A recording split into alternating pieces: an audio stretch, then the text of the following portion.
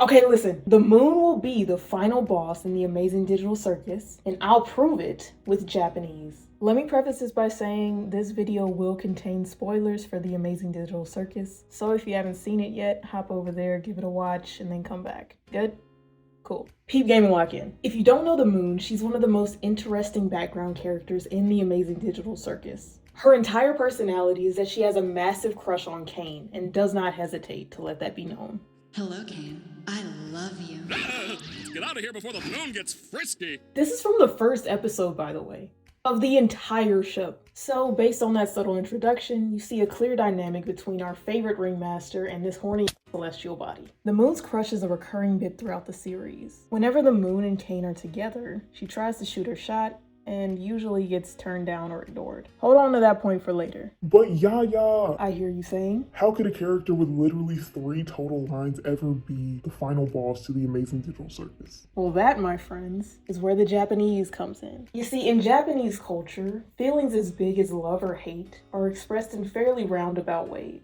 For example, and yes, I know this is cliche and overused and so it's not very effective anymore, instead of outright telling your crush that you like them, one could say, "Ski ga kirei na." This is because ski, or the moon, sounds a lot like ski, to like. This subtlety is extremely characteristic of the moon we know and love. While her words are explicit, her voice is very soft and always gentle. Now hold on, hear me out, okay? Have you ever thought about why the moon loves Kane so much? Literally everyone hates this guy, whether overtly or not. But this random moon character whom he likely created is in love with him. That's a little weird, don't you think? Well, I think that the moon is a reflection of one of Kane's deepest desires, to be loved.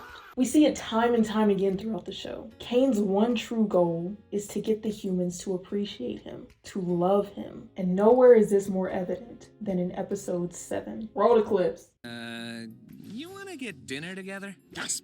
A human wanting to hang out with me?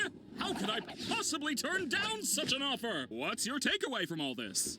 Is it that I'm actually a cool guy with cool hobbies and not that much different from you beautiful humans?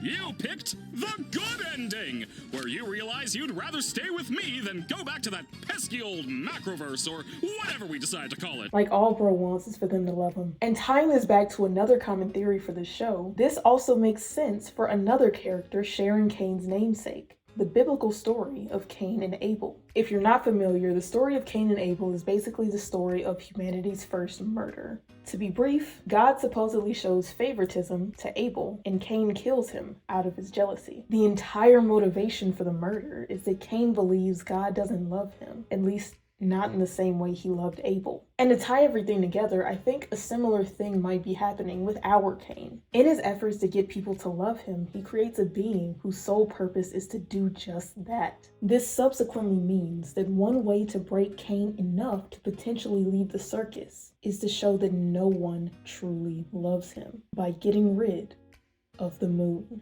What do you think? Is the moon more important than we realize? Let me know your thoughts down below in the comments. And if you like this video, consider subscribing. My goal is to find the hidden Japanese in everything that I care about, and I will definitely be back with more crack theories like this one in the future. Well, that's all I got.